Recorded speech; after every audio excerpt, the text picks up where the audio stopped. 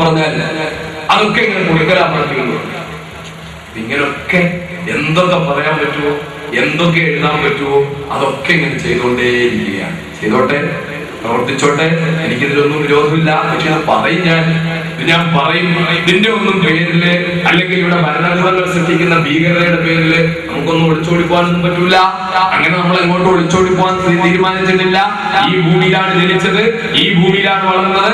ഒരു കാരണവശാലും എന്തെല്ലാം പ്രകോപനങ്ങൾ ഉണ്ടായാലും MF ഹുസൈൻ സ്വീകരിച്ചതുപോലെ അബ്ദുന്നാസർവാദിന് വേറൊരു രാഷ്ട്രത്തിന്റെയും പൗരത്വം സ്വീകരിക്കാൻ പോകില്ല മക്കളെ. ഇവിടെ തന്നെ കിടന്ന് മരിക്കും, ഈ നാട്ടിൽ തന്നെ മരിക്കും. എന്റെ മയ്യത്ത് ഈ നാട്ടിൽ അടക്കം ചെയ്യപ്പെടണമെന്നാണ് ഞാൻ ആഗ്രഹിക്കുന്നത്. കാരണം ഇതെന്റെ പിറന്ന നാടാണ്. ഈ നാടിനോടുള്ള സ്നേഹം എന്റെ വിശ്വാസത്തിന്റെ ഭാഗമാണെന്നാണ് മുഹമ്മദ് മുസ്തഫ സല്ലല്ലാഹു അലൈഹി വസല്ലം. എന്റെ പ്രവാചകൻ പറഞ്ഞിട്ടുള്ളത് പിറന്ന നാടിനെ ഇഷ്ടപ്പെടുകയും സ്നേഹിക്കുകയും ചെയ്യണമെന്നാണ്. അതുകൊണ്ട് തന്നെ ആരെന്ത് പറഞ്ഞാലും ഈ നാടിനെ സ്നേഹിച്ചുകൊണ്ടേയിരിക്കും, ഈ നാടിനെയും നാട്ടുകാരെയും സ്നേഹിച്ചുകൊണ്ടിരിക്കും. എന്തൊക്കെ തെറ്റായ പ്രചരണങ്ങൾ നടത്തിയാലും ഉണ്ടായിക്കൊണ്ടേയിരിക്കും. അത്രയും പറഞ്ഞുകൊണ്ട് ഞാൻ പറയാണ്, ഞാൻ അങ്ങോട്ട് കടക്കാനുള്ള കാര്യം, സ്ത്രീയെ പറ്റി, മുസ്ലിം സ്ത്രീയെ പറ്റി തെറ്റിദ്ധാരണകൾ പരത്തുന്ന പ്രചരണങ്ങൾ നടത്തുന്നവർ മനസ്സിലാക്കണം, ലോകത്തൊരൊറ്റ പ്രത്യയശാസ്ത്രം മാത്രമാണ് പെണ്ണിനെ കല്യാണം കഴിക്കുമ്പോൾ പെണ്ണിനെ അങ്ങോട്ട് വിവാഹം മൂല്യം കൊടുത്തുകൊണ്ട് കല്യാണം കഴിക്കണമെന്ന് പഠിപ്പിച്ചത് വിശുദ്ധ ഇസ്ലാം മാത്രമാണ്. അങ്ങോട്ട് വിവാഹം മൂല്യം പെണ്ണിന് കൊടുക്കണം എന്ന് മാത്രമല്ല, അത് കല്യാണ സദസ്സിൽ പറയാനുള്ള കാര്യം മാത്രമല്ല.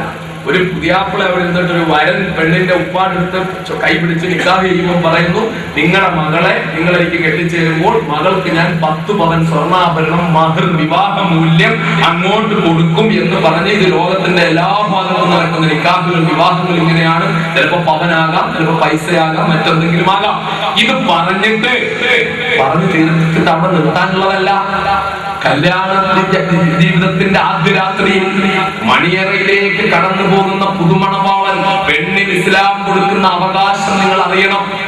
ഒരു പെണ്ണിന് വിവാഹിതയാകുന്നതോടെ ഇസ്ലാം കൊടുക്കുന്ന അവകാശങ്ങൾ, വിവാഹ ജീവിതത്തിന്റെ ആദ്യ രാത്രിയിൽ മണിയറയിലേക്ക് പുതുമണവാളൻ കടന്നു വരുമ്പോൾ അവനോട് അവിടെ നിൽക്കാൻ പറയാം. വാതിലിൽ ഒന്ന് കയറാനായിട്ട് ഒരു നിമിഷം നിൽക്കണേ എന്ന് പറയാം. എന്നിട്ട് അവനോട് ചോദിക്കാം, ഇന്ന് കല്യാണം നടക്കുമ്പോ എന്തെങ്കിലും എനിക്ക് വിവാഹം മൂല്യം തരാന്ന് പറഞ്ഞിരുന്നു. എന്താ തരാന്ന് പറഞ്ഞേ? 5 പവൻ സ്വർണം നിനക്ക് വിവാഹ മൂല്യം ഞാൻ പറഞ്ഞിരുന്നു. എങ്കിലത് ഇങ്ങട 5 പവൻ സ്വർണം കൈനീട്ടി ചോദിക്കാം. അത് ഞാൻ ഇപ്പോ കൊണ്ടുവന്നിട്ടില്ല എന്ന് പറഞ്ഞ, എന്നാ പിന്നെ പുറത്തോട്ട് നിൽക്ക് എന്ന് പറഞ്ഞിട്ട് പുറത്തേക്ക് നിർത്തിയിട്ട് കഥകടയ്ക്കാം. എനിക്ക് പറഞ്ഞ വിവാഹ മൂല്യം തന്നാലല്ലാതെ എന്റെ ശരീരത്തെ സ്പർശിക്കരുതെന്നൊരു പെണ്ണിന് പറയാം.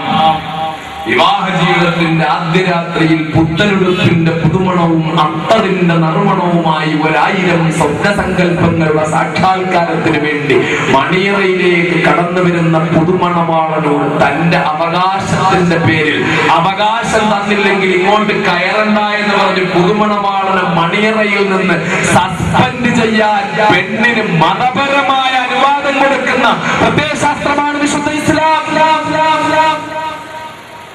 നിങ്ങൾ ഇതൊക്കെ സ്വീകരിക്കുന്നോ ഇല്ലയോ, ഇതൊക്കെ അംഗീകരിക്കുന്നോ, ഇതിനൊക്കെ തുടരുന്നോ, അത് വേറെ കാര്യം. ഒരു പെണ്ണിനെ ഞാൻ കല്യാണം കഴിച്ചു എന്ന് പറഞ്ഞ് നിക്കാഹ് ചെയ്തായിരുന്നു, ഞാൻ സ്വീകരിച്ചു 4 അക്ഷരം ഖബിൽതു, ഞാൻ സ്വീകരിച്ചു എന്നതിന്റെ അർത്ഥം. ഇത് 2 സാക്ഷികളും കേട്ടാൽ അന്നത്തെ ആ ദിവസം മുതൽ ആ പെൺകുട്ടിക്ക് ആവശ്യമായ വസ്ത്രങ്ങൾ വാങ്ങിക്കൊടുക്കൽ അവന്റെ ബാധ്യതയാണ്, അവന്റെ മേൽ നിർബന്ധമാണ്. ഭക്ഷണം കൊടുക്കൽ നിർബന്ധമാണ്, ചികിത്സ കൊടുക്കൽ നിർബന്ധമാണ്. ഇതൊന്നും മാത്രമല്ല, കല്യാണമൊക്കെ കഴിഞ്ഞിട്ട് പിറ്റേ ദിവസമാകുമ്പോൾ പുതിയവണ്ണ് രാവിലെ എണീറ്റിട്ട് കാപ്പിയൊന്നും ഉണ്ടാക്കിയിട്ടില്ല, വീട്ടിൽ വേറെ ആരുമില്ല. ഇയാള് കഴിക്കാൻ വേണ്ടി വന്നിട്ട് തീന്മേശയുടെ മുമ്പിൽ ഇരിക്കുമ്പോ ഒന്നുമില്ല. എന്തേ നീ ഒന്നും ഉണ്ടാക്കിയില്ലേ? ഞാൻ ഒന്നും ഉണ്ടാക്കിയില്ല. എന്താ ഉണ്ടാക്കാത്തെ? എനിക്ക് ഭക്ഷണം ഉണ്ടാക്കാൻ അറിഞ്ഞൂടാ. ഇത് അറിഞ്ഞൂടെ? എനിക്ക് അറിഞ്ഞൂടാ. എന്റെ വീട്ടിൽ എന്റെ വാപ്പ എന്റെ വീട്ടിൽ ഒരു സെർവന്റിനെ വെച്ചിട്ടാണ് എനിക്ക് ഭക്ഷണം ഉണ്ടാക്കി തന്നുകൊണ്ടിരുന്നത്. എനിക്ക് ഭക്ഷണം ഉണ്ടാക്കാൻ അറിയില്ല എന്ന് പറഞ്ഞാൽ എന്തൊക്കെ പറയണമെന്നുള്ള നിർദ്ദേശം വന്നിരിക്കുകയാണ്. അഭ്യർത്ഥനകൾ പറയാൻ കുഴപ്പമില്ല. അപ്പോ അങ്ങനെ പെണ്ണ് പറയാണ് രാവിലെ, എന്താ പറയുന്നേ? എനിക്ക് ഭക്ഷണം ഉണ്ടാക്കാൻ അറിഞ്ഞൂടാ. എന്റെ സഹോദരിമാർ ഇതൊക്കെ കേട്ടിട്ട് നാളെ ഇതെല്ലാം ഇപ്പടിയേ അങ്ങ് പകർത്തിക്കളയരുത്, ഭർത്താക്കന്മാർ നാട് വിട്ടു പോകേണ്ടി വരും. ഇസ്ലാം നിങ്ങൾക്ക് തരുന്ന അനുവാദങ്ങളും നിങ്ങൾക്ക് തരുന്ന സൗകര്യങ്ങളും മൊത്തം നിങ്ങൾ ഉപയോഗിച്ചിരുന്നെങ്കിൽ ഞാൻ ഉൾപ്പെടെയുള്ള ഭർത്താക്കന്മാർ പെട്ടുപോകുമായിരുന്നു. സ്ത്രീകൾക്ക് ഇസ്ലാം കൊടുത്തിട്ടുള്ള സ്വാതന്ത്ര്യം എന്താ? ശ്രദ്ധിക്ക്. രാവിലെ പറയാണ്, എന്റെ വീട്ടിൽ എന്റെ ഉപ്പ വേലയ്ക്ക് ആളെ നിർത്തിയിട്ടാണ് എനിക്ക് ഭക്ഷണം ഉണ്ടാക്കി തന്നുകൊണ്ടിരുന്നത്. അതുകൊണ്ട് നിങ്ങൾ ആളെ നിർത്തി മാത്രമേ എനിക്ക് ആളെ നിർത്തിയാൽ മാത്രമേ ഭക്ഷണം ഉണ്ടാക്കാൻ പറ്റുള്ളൂ എന്ന് പറഞ്ഞാൽ, ആ സ്ത്രീക്ക് നിന്റെ ഭാര്യയ്ക്ക് കഴിക്കാനുള്ള ഭക്ഷണം കൂടി ഒന്നുകിൽ നീ വേലക്കാരെ നിർത്തി ഉണ്ടാക്കി കൊടുക്കണം, അതല്ലെങ്കിൽ നീ അവൾക്ക് പാകം ചെയ്തു കൊടുക്കണം. നിന്റെ മേൽ നിർബന്ധമാണ്. രാവിലെ ഒരാഴ്ച കഴിഞ്ഞ് തുണിയൊന്നും അലക്കുന്നില്ല. അപ്പൊ എന്തേ ഒന്നും അലക്കിയില്ല നീ? ഞാൻ ഒന്നും അലക്കിയില്ല. നിന്റെയൊക്കെ അലക്കിയോ? എന്റെ ഒന്നും അലക്കിയില്ല. എന്താ അലക്കാൻ? എനിക്ക് പരിചയമില്ല.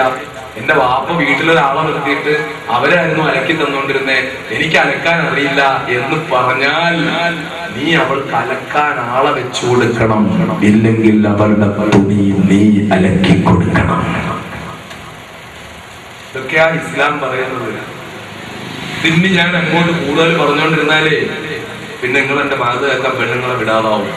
കാരണം ഞാൻ ഇതൊക്കെ പറഞ്ഞു കേട്ടാൽ അവരെങ്ങനെ ആവുമെന്ന് പറയാൻ പറ്റില്ല. ഇസ്ലാം സ്ത്രീക്ക് കൊടുക്കുന്ന ബഹുമാനം എന്താ? ആദരവ് എന്താ?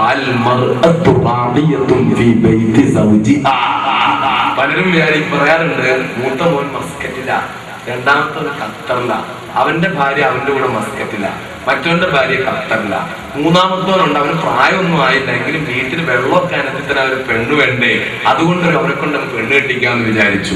അപ്പാക്കും ഉമ്മാക്കും കഞ്ഞി വെച്ചു കൊടുക്കാനല്ല പെണ്ണ് കെട്ടേണ്ടത്. ഭാര്യയ്ക്ക് ഭർത്താവിന്റെ വീട്ടിലുള്ള സ്ഥാനം വേലക്കാരിയുടേതല്ല. സ്ത്രീ അവളുടെ ഭർത്താവിന്റെ വീട്ടിലെ രാജ്ഞിയാണ്. മുഹമ്മദ് മുസ്തഫ.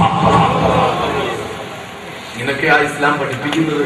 ഇതൊക്കെ ആ അർത്ഥത്തിൽ പ്രാവർത്തികമാക്കാൻ നമ്മളെ കൊണ്ട് കഴിയുന്നുണ്ടോ എന്നുള്ളത് വേറെ കാര്യം. എന്തായാലും ഇസ്ലാം സ്ത്രീയെ അനാദരിക്കുന്നു എന്ന് പറയാൻ പറ്റില്ല. ആ ഭാഗത്തേക്ക് ഞാൻ ദീർഘമായി കടക്കുന്നില്ല. അപ്പൊ ഈ കല്യാണം ഇവിടെ പുതിയ പെണ്ണന്റെ ഉപ്പാടെ കൈപിടിച്ചിട്ട് ഞാൻ നിങ്ങളുടെ മകളെ സ്വീകരിച്ചു എന്ന് പറയുന്നതോടെ, രണ്ട് സാക്ഷികൾ അത് കേൾക്കുന്നതോടെ വിവാഹം പൂർത്തിയായി. പിന്നെ അതിന് ശേഷം നടക്കുന്ന കാര്യങ്ങളൊക്കെ അനാചാരമാണ്. അനാചാരം. ഈ കല്യാണം ലളിതമാകണമെന്ന് ഇസ്ലാം മാത്രമല്ല പറയുന്നത്. ഞാൻ ഈ അടുത്ത ഒരു 3-4 മാസം മുമ്പ് മഹാനായ ശ്രീനാരായണ ഗുരുവിന്റെ ഉപദേശങ്ങൾ അടങ്ങുന്ന ഒരു പുസ്തകം വായിച്ചു. അതിൽ പരമാവധി കല്യാണത്തിൽ പങ്കെടുക്കേണ്ടത് 10 പേരാണ്. കല്യാണത്തിൽ പങ്കെടുക്കേണ്ടത്, സ്വാമിജി ശരിയാണിക്കുമല്ലോ ഞാൻ പറയുന്നത്, കല്യാണത്തിൽ പങ്കെടുക്കേണ്ടത് 10 പേരാണ്. വരന്റെ പിതാവ്, വധുവിന്റെ പിതാവ്, വരന്റെയും വധുവിന്റെയും കൂട്ടത്തിൽ നിന്നുള്ള ഏറ്റവും അടുത്ത ഓരോ ബന്ധുക്കള്, നാട്ടിലെ പ്രമാണികൾ ഉൾപ്പെടെ 10 പേര്.